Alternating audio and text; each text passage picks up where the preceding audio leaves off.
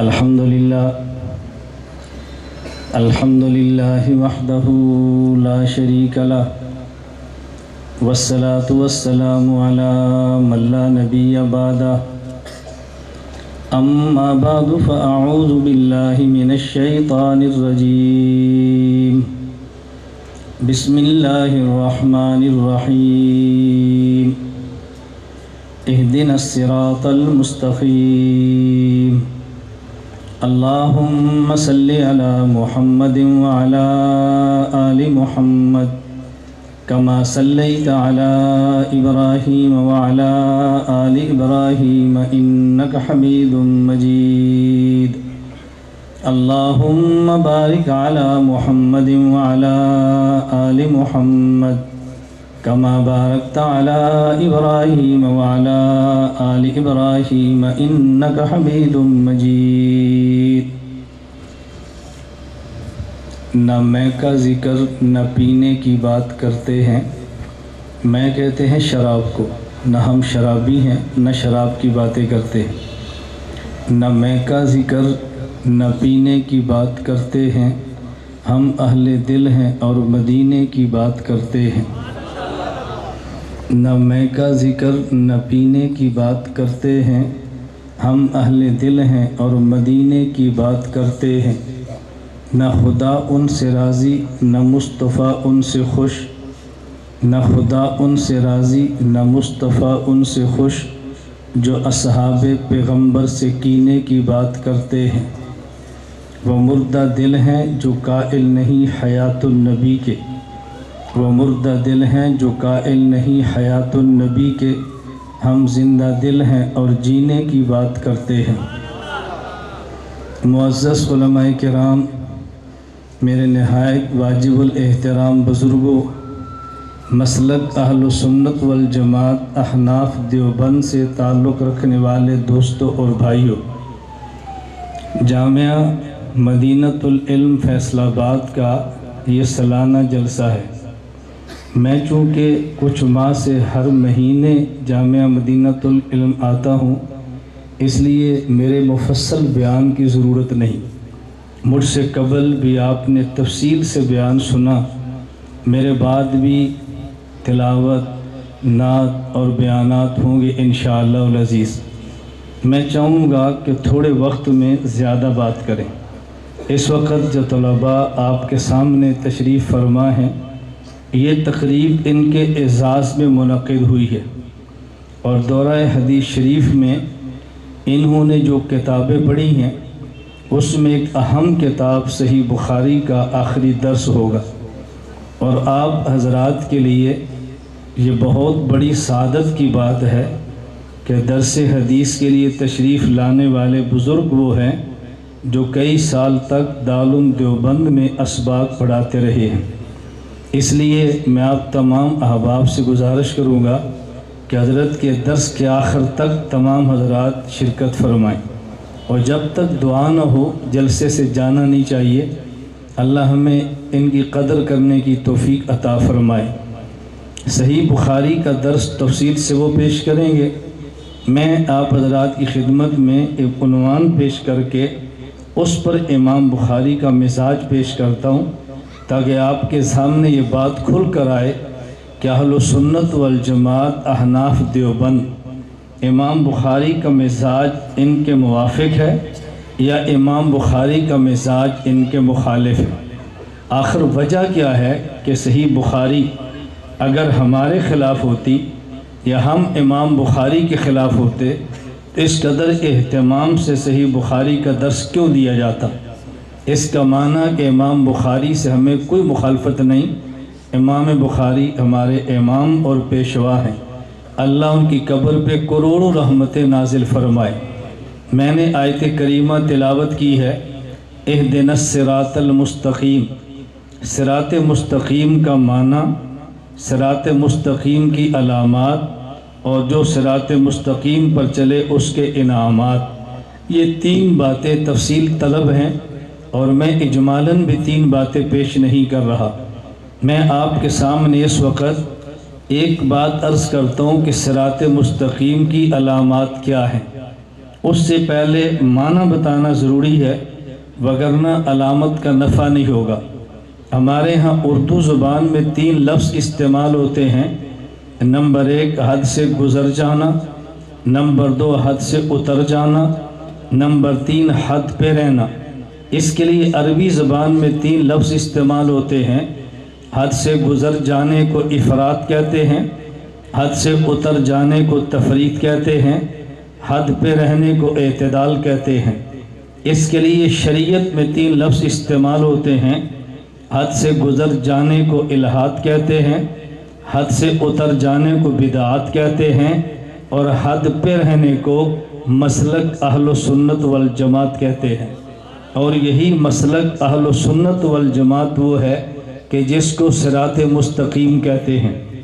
میں اس پر 2-4 مثالیں دے دیتا ہوں تاکہ صراط مستقیم کا معنی کھل لے۔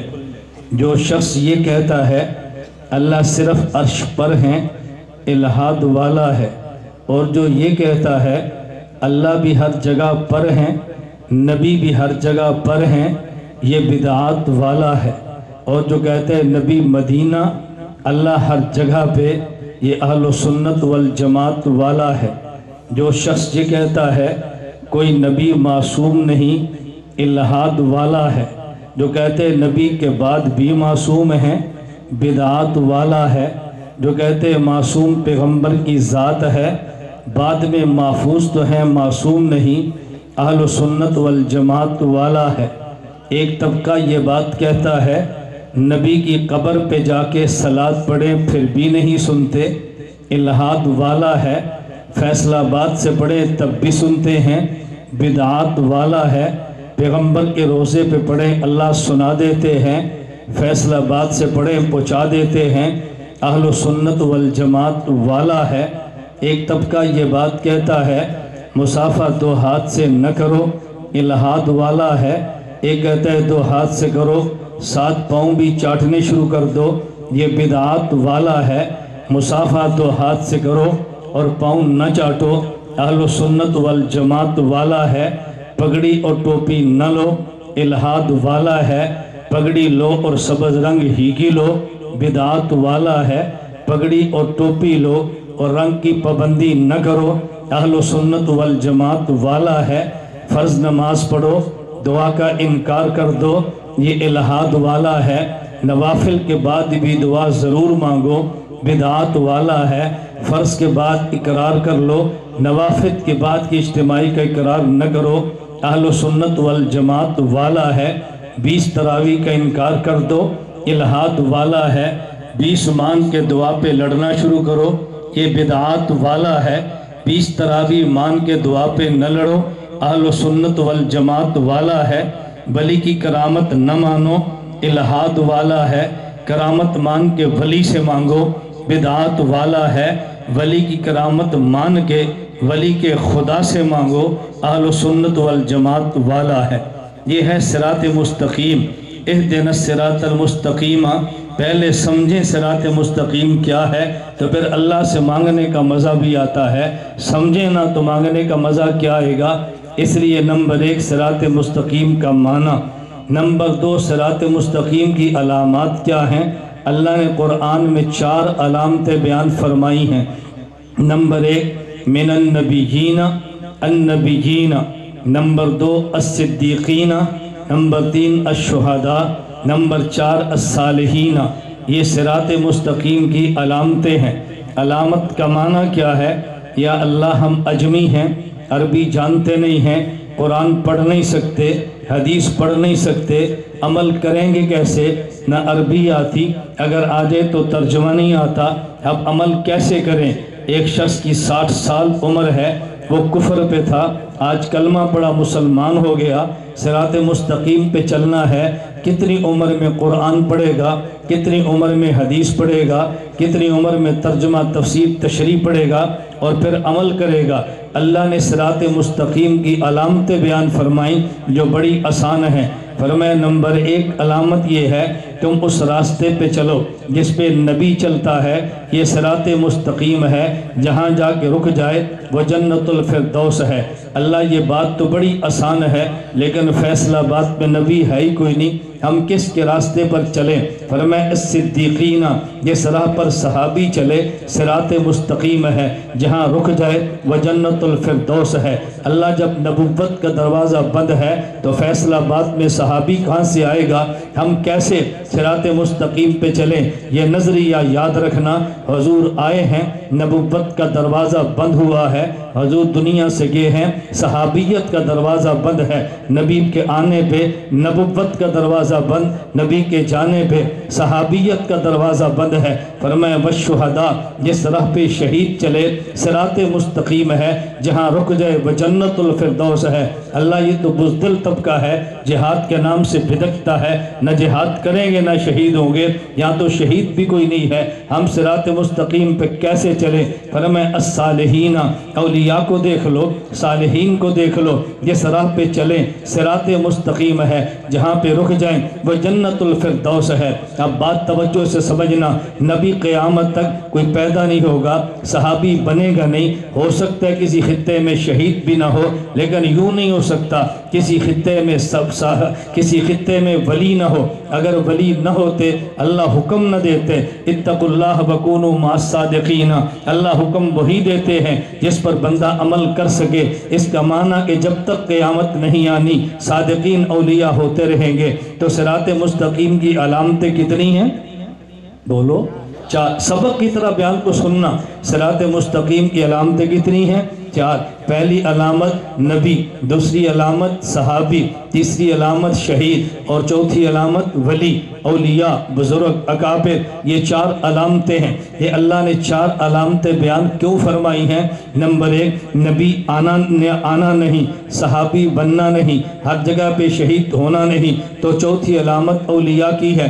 اس کا معنی یہ ہے اس دور میں جس نے دین پہ چلنا ہے اس کو اولیاء کا دامن پکڑنا ہوگا۔ جس نے صراط مستقیم پہ چلنا ہے اس نے اولیاء کے دامن کو پکڑنا ہوگا۔ یہ خدا نے کتنی آسان بات سمجھائی ہے، اور یہ آسان بات کیوں فرمائی؟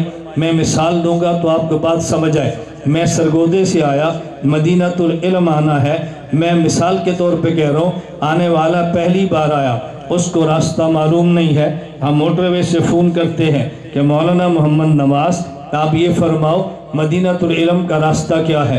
مولانا کہتے ہیں موٹر وے سے اتریں تو آپ سیدھے چلے جائیں، الائڈ اسپتال کراس کریں تو بائیں طرف ہو جائیں، آگے ٹی بنے گی تو پھر بائیں طرف ہو جائیں، آگے پھر ٹی ہوگی تو بائیں طرف ہو جائیں، چند قدم پہ دائیں طرف ہو جائیں، آگے نالا ہوگا تو دائیں طرف ہو جائیں، آگے پل ہوگا تو بائیں طرف ہو جائیں، پھر یو ٹرن لیں پھر بائیں طرف ہو جائیں، آگے جامعہ مدینہ علم ہے۔ میں کہتا ہوں مولانا مجھے نہیں سمجھ آ رہا، میں پہلی بار آیا ہوں، کوئی آسان بات کرو۔ مولانا فرماتے ہیں چلو یوں کریں، جب آپ موٹر وے سے نیچے اتریں گے اور جو ہی آپ نے موٹر وے سے نیچے اترنا ہے، آگے سفید رنگ کی گاڑی ہوگی، اس پہ پگڑی والا طالب علم بیٹھا ہوگا، ڈبل اشارے چل رہے ہوں گے، آپ اپنی گاڑی اس کے پیچھے لگا دیں۔ جس راستے سے گاڑی گزرتی جائے وہ مدینۃ العلم کا راستہ ہوگا، جہاں گاڑی رک جائے وہی مدرسہ ہوگا۔ اللہ سمجھا رہے ہیں جس راستے سے ولی گزرتا جائے وہ صراط مستقیم ہوگا، جہاں ولی رک جائے وہی جنت الفردوس ہوگا۔ اس سے آسان کوئی راہ ترتیب ہو سکتی ہے؟ میرے تعجبات ہیں، اور اس پر مستقل انشاءاللہ ایک کتاب آئے گی، آپ 2 سال میں دیکھ لیں گے، تعجبات نام ہوگا۔ میرے تعجبات کیا ہیں؟ آج لوگ کہتے ہیں کہ تحقیق کرو تقلید نہ کرو، تحقیق کرو تقلید نہ کرو۔ کیوں؟ کہتے ہیں دین بہت آسان ہے۔ مجھے تعجب یہ ہے، تحقیق مشکل ہے، تقلید آسان ہے، آپ دین کو آسان بھی کہتے ہیں، تقلید کا انکار بھی کرتے ہیں۔ یا کہہ دو دین مشکل ہے تو تحقیق کرو، اور جب کہتے ہو دین آسان ہے تو پھر تقلید کرو۔ آسان راستہ تحقیق والا نہیں ہے، آسان راستہ تقلید والا ہے، آسان راستہ تقلید والا ہے۔ تو صراط مستقیم کی نشانیاں کتنی ہو گئیں؟ 4۔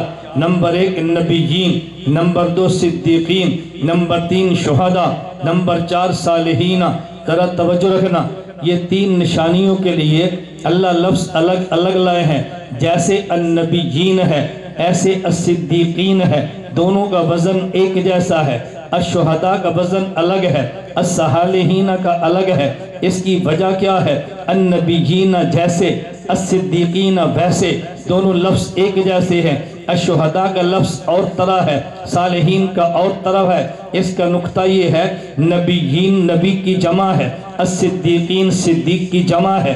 صدیق سے مراد صحابی ہے، ایک نبی ہے اور ایک صحابی ہے۔ نبی کو نمائندہ خدا کہتے ہیں، صحابی کو نمائندہ مصطفیٰ کہتے ہیں۔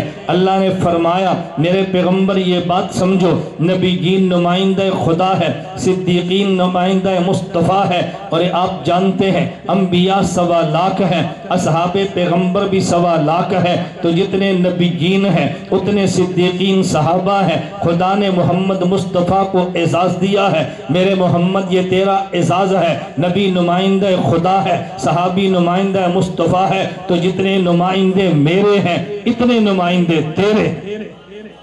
تجھ پر نمائندگی خدا ختم ہے تو ان پر نمائندگی مصطفیٰ ختم ہے۔ تیرے بعد کو نمائندہ خدا ہونے کا دعویٰ کرے وہ بھی بے ایمان ہے، ان کے بعد نمائندہ مصطفیٰ ہونے کا دعویٰ کرے تو وہ بھی بے ایمان ہے۔ آگے والشہداء فرمایا، والمجاہدین نہیں فرمایا، والشہداء فرمایا، والمجاہدین نہیں فرمایا۔ آخر وجہ کیا ہے؟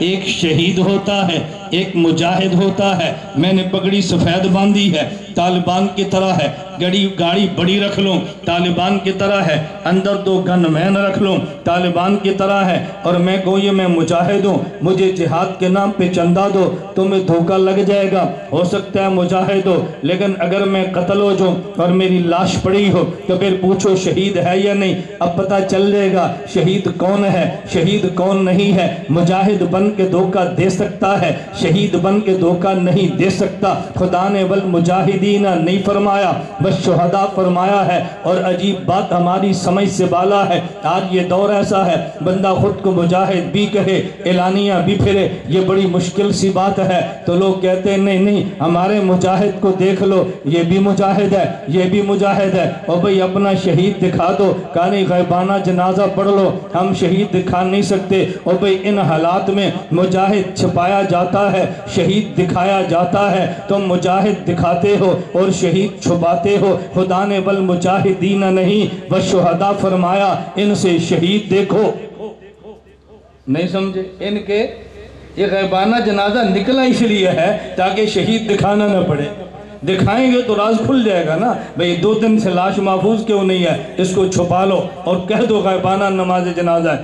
فرمایا نمبر 1 نبیین، نمبر 2 صدیقین، نمبر 3 شہداء، نمبر 4 صالحین۔ توجہ رکھنا، آج کوئی بندہ دین کے نام پہ دین سے دور کرنا چاہے، وہ نبیین سے دور نہیں کرتا، صدیقین سے دور نہیں کرتا، شہداء سے دور نہیں کرتا۔ نبی کا انکار کرے تو لوگ کہتے ہیں بے ایمان ہے، صحابی کا انکار کرے کہتے ہیں بے ایمان ہے، شہید کا انکار کرے کہتے ہیں بے ایمان ہے۔ دھوکہ دینے کے لیے انکار اولیاء کا ہوتا ہے، ولی کا ہوتا ہے، بزرگان دین کا ہوتا ہے، اسلاف کا ہوتا ہے۔ یہ کیا تم دیوبند والوں نے بزرگ لگا رکھا ہے، اکابرین کی رٹ لگا رکھی ہے، مشائخ کی بات کرتے ہو؟ بات کرنی ہے اللہ کی کرو، بات کرنی ہے نبی کی کرو، بات قرآن کی کرو، بات رسول کی کرو۔ تم ولیوں کی بات کرتے ہو، چھوڑو ولی کیا ہوتا ہے، بات تمہیں کرنی چاہیے نبی کی،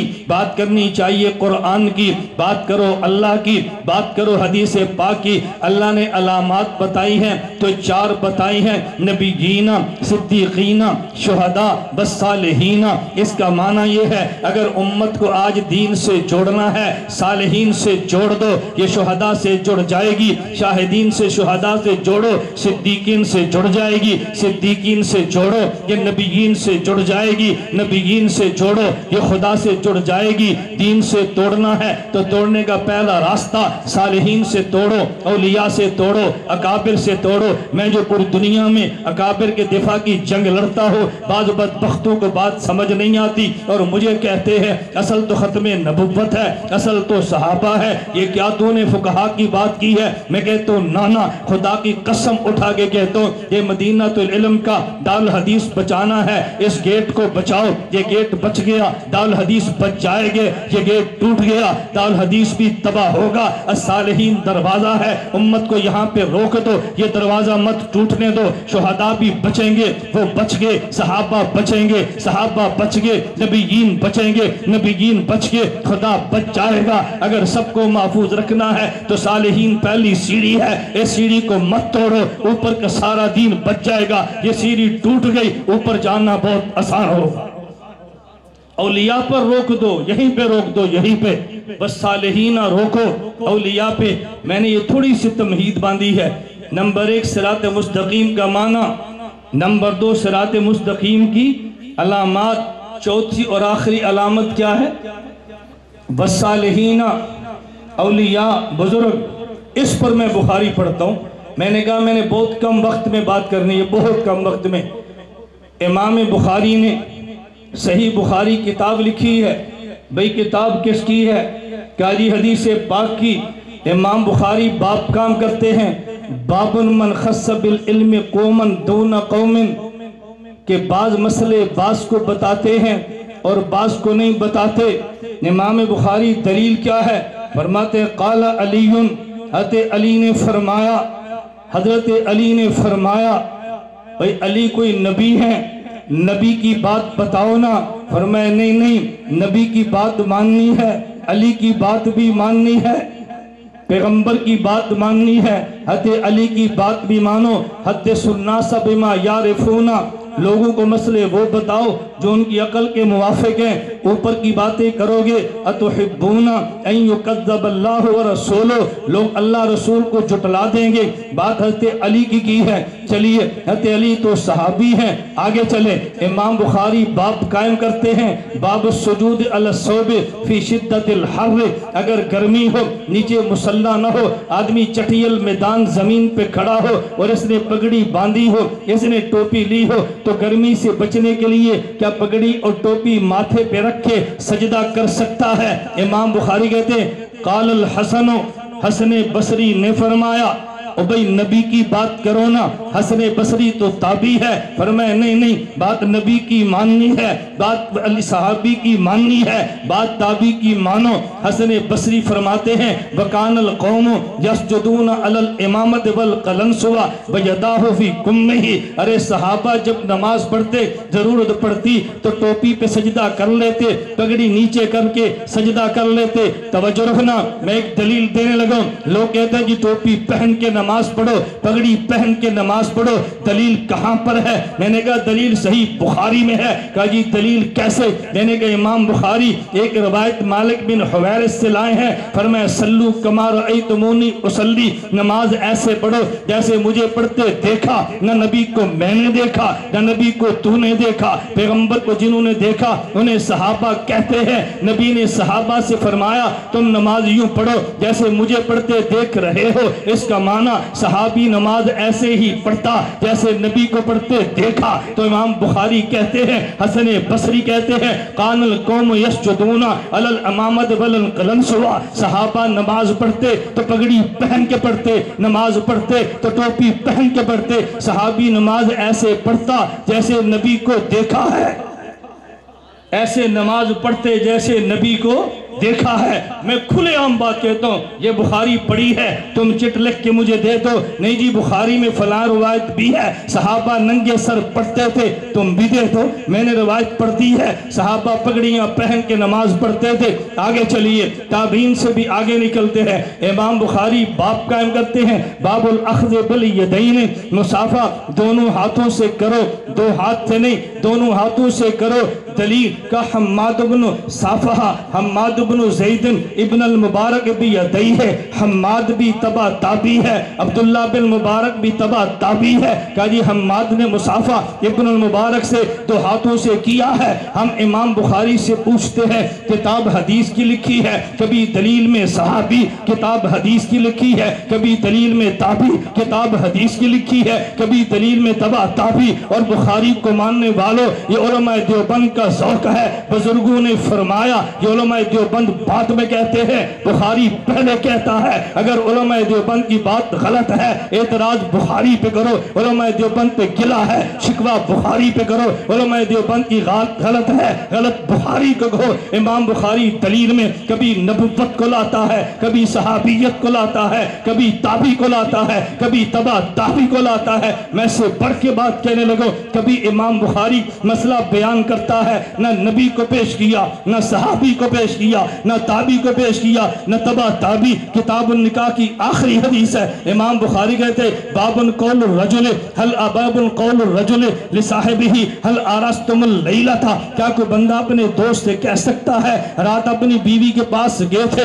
اٹھاؤ صحیح بخاری کو، اس میں کوئی حدیث امام بخاری نہیں لائے۔ مسئلہ پیش کیا، حدیث نہیں لائے۔ کوئی کہتے اس لیے نہیں لائے شرط کے موافق روایت نہیں تھی، کوئی کہتا ہے لائے اس لیے نہیں، لکھنی تھی، زندگی نے ساتھ نہیں دیا۔ 9082 روایات تو لکھ لی ہیں، لیکن ایک حدیث کے لیے زندگی نے ساتھ نہیں دیا، یہ تو کہ ہمیں مت تو۔ حضرت امام بخاری نے مسئلہ بیان کیا، حدیث کو پیش نہیں کیا۔ یہی بات جب دیوبند کرے بھئی مسئلہ بیان کریں گے دلیل نہیں دیتے، کہا جی دلیل دو گے مانیں گے، نہیں دو گے نہیں مانیں گے، پھر انکار کرو بخاری کا۔ بخاری مسئلہ پیش کرتا ہے، دلیل نہیں دیتا۔ امام بخاری نے بتا دیا، مفتی کا دل کرے مسئلہ بیان کرے، دلیل میں نبی پیش کرتے، مسئلہ بیان کرے دلیل میں صحابی پیش کرتے، مسئلہ بیان کرے دلیل میں تابعی پیش کرتے، مسئلہ بیان کرے دلیل میں تبع تابعی پیش کرتے، اور دل کرے تو مسئلہ بیان کرے دلیل ہی نہ پیش کرتے۔ یہ امام بخاری کا ذوق ہے، کرو نہ انکار اس کا۔ میں اس لیے کہتا ہوں یہ جھوٹ مت بولو، جتنا بخاری کو دیوبند نے سمجھا ہے اس کرے عرض پہ کسی اور نے نہیں سمجھا۔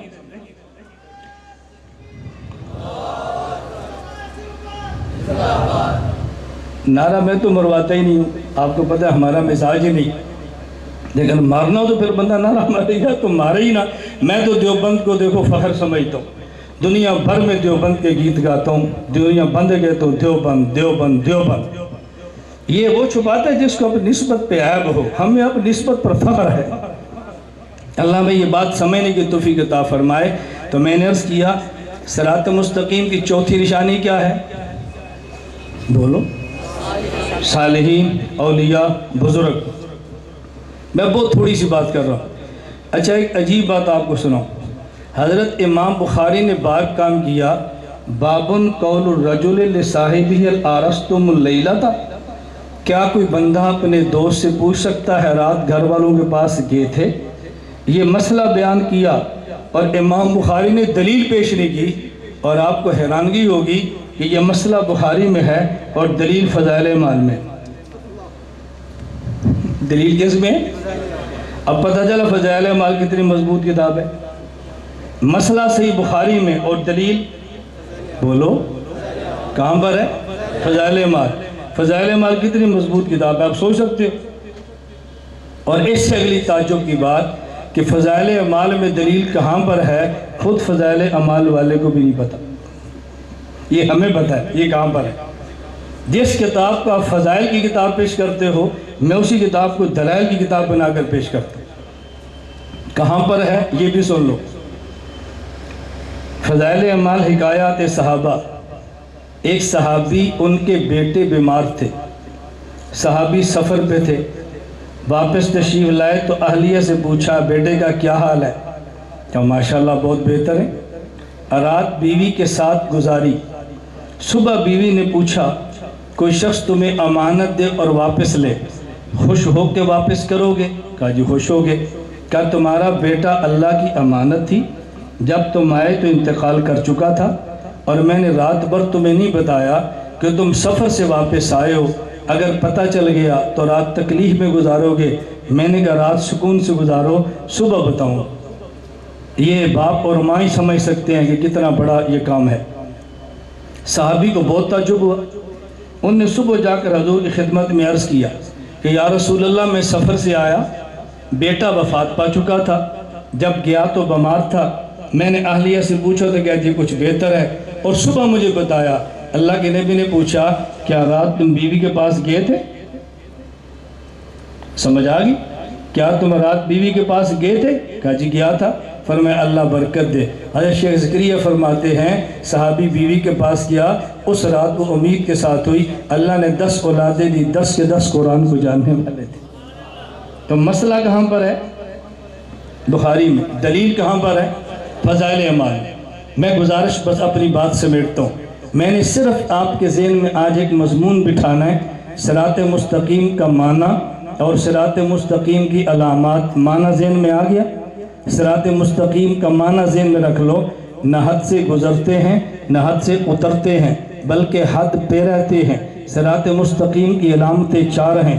پہلی علامت نبی ہے، دوسری علامت صحابی ہے، تیسری علامت شہید ہے اور چوتھی علامت ولی اور صالحین ہے۔ اب جن لوگوں نے دین سے دور کرنا ہے وہ حملہ اولیاء اکابر اور بزرگوں پہ کرتا ہے، اور ہم اس حملے کے اندر جلدی آ جاتے ہیں۔ اکابر سے کٹ جائیں گے تو پھر جدھر اس کا جی چاہے وہ ہانک کے لے جائے گا، اکابر سے جڑو رہو گے تو کبھی تم دائیں بائیں نہیں جائے گے۔ اور یہ میں نے عرض کیا علماء دیوبند ہی کا مزاج نہیں، یہ مزاج امام بخاری کا ہے۔ اب میں آخری بات کہنے لگا ہوں، علماء دیوبند کے بارے میں آپ نے سنا ہے کہ جی علماء دیوبند نے یہ دارالعلوم دیوبند جہاں پہ بنایا، ایک بزرگ کو خواب آئی، ان نے خواب میں دیکھا کہ رسول اکرم صلی اللہ علیہ وسلم خواب میں ہم نے دیکھا وہ تشریف لائے ہیں اور یہاں پہ آپ نے ایک کنواں تھا اس سے دودھ پلا رہے ہیں۔ نمبر 2، وہاں پہ اللہ کے نبی نے اپنے ہاتھوں سے ایک مدرسے کا نقشہ عصا مبارک سے بنایا، تو صبح جب خواب سے اٹھے تو دیکھا کہ یہاں پر وہ نقشہ بنا ہے۔ تعبیر پوچھی تو کہا جی اس سے علم نبوت ہوگا جس سے دنیا پوری سراب ہوگی۔ تو لوگ کہتے ہیں دارالعلوم دیوبند کی بنیاد ایک خواب پر ہے۔ دیکھو دیوبند کتنے کمزور ہیں، خوابوں کے سہارے لے کے چلتے ہیں۔ میں نے کہا اچھا، ابن حجر اسقلانی یہ بخاری کے شارح ہیں، ہدی الساری فتح الباری کا مقدمہ ہے، اس میں وہ لکھ رہے ہیں امام بخاری بچے تھے، نابینے ہو گئے، ان کی والدہ پریشان ہوگی، اللہ سے دعا مانگی، اللہ میرے بیٹے کو بینائی دے دے، یہ تیرا دین پڑے، دعائیں مانگتی رہی۔ ایک رات خواب میں دیکھا حضرت ابراہیم آئے اور ان نے فرمایا قد رد اللہ علی ابنک بصرہ بکثرت دعائک، خدا نے تیری دعا قبول کر لی ہے، تیرے بچے کی آنکھیں آ گئی ہیں۔ جب خواب سے بیدار صبح دیکھا تو امام بخاری کی آنکھیں بالکل ٹھیک تھی۔ تو میں نے کہا دیوبند کی بنیاد خواب پر ہے کہ بخاری کی بنیاد پر بھی خواب پر ہے، پہلے بخاری کا انکار کرو۔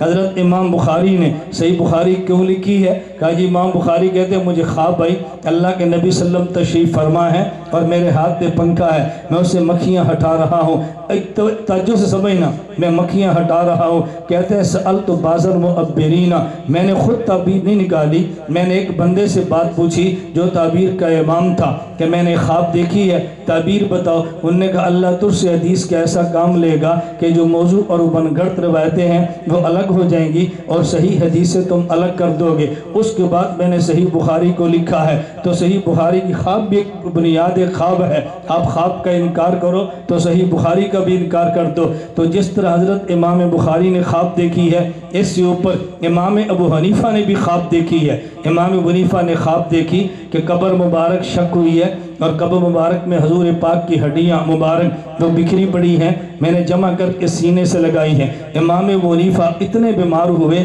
کہ لوگ عیادت میں آنے لگ گئے۔ امام صاحب کو تعجب ہوا، ہمارا عقیدہ نبوت کے بارے میں محفوظ اور زندہ ہونے کا ہے اور یہ میں کیا دیکھ رہا ہوں کہ ہڈیاں مبارک بکھری پڑی ہے۔ امام صاحب نے ابن سیرین کے پاس شاگرد کو بھیجا کہ جاؤ میری خواب کی تعبیر پوچھو، میرا نام نہ بتانا۔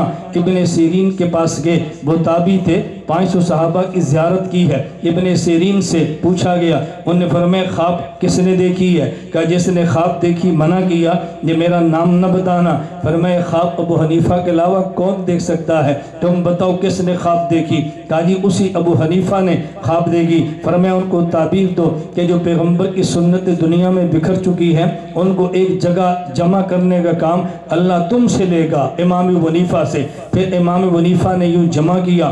علامہ سیوطی جیسا آدمی جو کہ شافعی المسلک ہے کہتے ہیں انو اول من دون علم شریعہ مرتبہ ابوابا لم یسبق احد، سب سے پہلے یہ کام حضرت امام ابو حنیفہ نے کیا ہے۔ امام ابو حنیفہ خواب دیکھے تمہیں اشکال ہے، دیوبند کے بانی خواب دیکھیں تمہیں اشکال ہے، اور امام بخاری دیکھ کے بخاری لکھ لے پھر تمہیں کوئی اشکال نہیں ہے۔ ہم خواب کی بنیاد پر دین کو بیان نہیں کرتے، لیکن خواب مبشرات میں سے ہے۔ اللہ ہمیں یہ بات سمجھنے کی توفیق عطا فرمائے۔ میں خواب سنا کر بھی بات ختم کر دیتا ہوں۔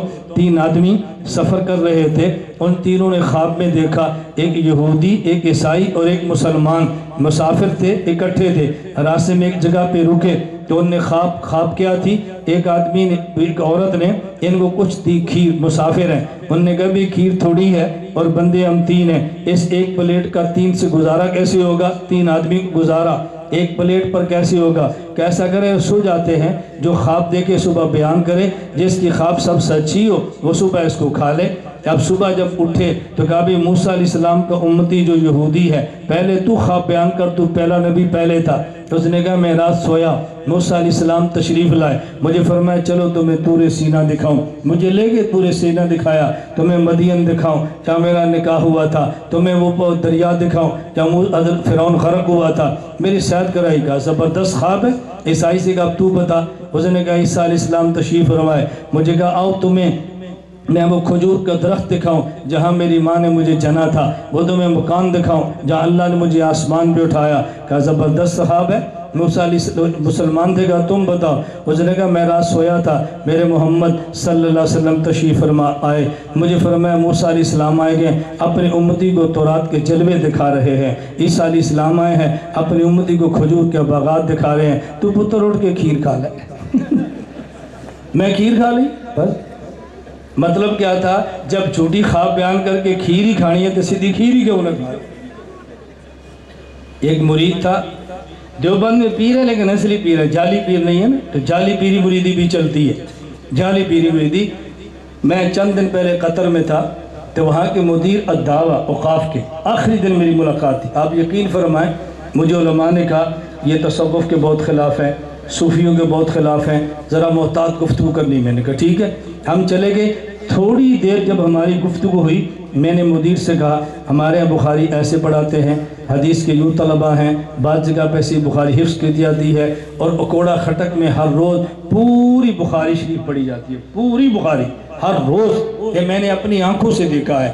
میں گیا، مولانا سمیع اللہ صاحب دامت برکاتہ مجھے بلایا اور ساتھ کرسی پر بٹھایا، فرمایا ذرا پہلے بخاری ہم ساری پڑھ لیں، دعا کر لیں، پھر آپ بیان کرو۔ پھر مجھے کہتے ہیں پتہ ہے ہم بخاری کیسے پڑھتے ہیں؟ ہمارے طلبہ کی تعداد تقریباً 1300 ہے، تو ہر طالب علم اپنے رول نمبر کے حساب سے صفحہ پڑھتا ہے، 5 منٹ بعد پوری بخاری کا ختم ہو جاتی ہے، ہر روز ختم بخاری۔ میں نے جب یوں ان کو بیان کیا، شیخوپورہ میں ہمارا مدرسہ ہے اور وہاں پر 4-5 طلبہ ہر سال ہوتے ہیں اور پوری بخاری حفظ ہوتی ہے علماء دیوبند کا۔ جب میں نے تھوڑا تذکرہ کیا، میں نے کہا کہ مختار صاحب میں ان کا خلیفہ ہوں، مجھے ان سے خلافت ہے، میں نے یوں ذکر کیا، تھوڑی دیر گزری، مجھے خود کہتا ہے میری خواہش ہے کہ مجھے حدیث کی اجازت دے دو۔ وہیں بیٹھے بیٹھے اجازت حدیث مجھ سے لی۔ میں نے کہا آپ کہتے ہیں تصوف کے مخالف ہیں، تمہیں ان کو تصوف سمجھانا نہیں آ رہا۔ میں نے کہا منہجنا فی التصوف نحن نتبع سنہ ونرد اہل البدع اذا كان عندك شيء من التصوف ويوافق السنہ نحن نقبل ويخالف السنہ نحن نرد، هذا منہجنا۔ سبحان اللہ، اب یہ تصوف سمجھائیں گے تو لوگ مخالف نہیں ہوں گے نا۔ خیر وہ جعلی پیر تھا تو اس کے مرید تھے، مرید نے کہا پیر جی میں رات خواب دیکھی۔ پیر سفر میں ہاں دسو؟ انہوں نے کہا جی میری 10 انگلاں پیشاب پخانے وچ نے، تہاڈی 10 انگلاں شہد دے وچ ماکھیوں وچ۔ انہوں نے کہا تسی دنیا دے کتے ہو، تسا گندے جی انگلیاں مارنی ہیں۔ انہوں نے کہا پیر جی پوری خواب تے سن لو۔ انہوں نے کہا چل پوری سنا دے، بک پوری سنا۔ انہوں نے کہا جی میری 10 انگلیاں پیشاب وچ نے، تہاڈی 10 انگلیاں ماکھیوں وچ نے، تسی میری انگلیاں چڑھ دیو میں تہاڈی چٹنا پیا۔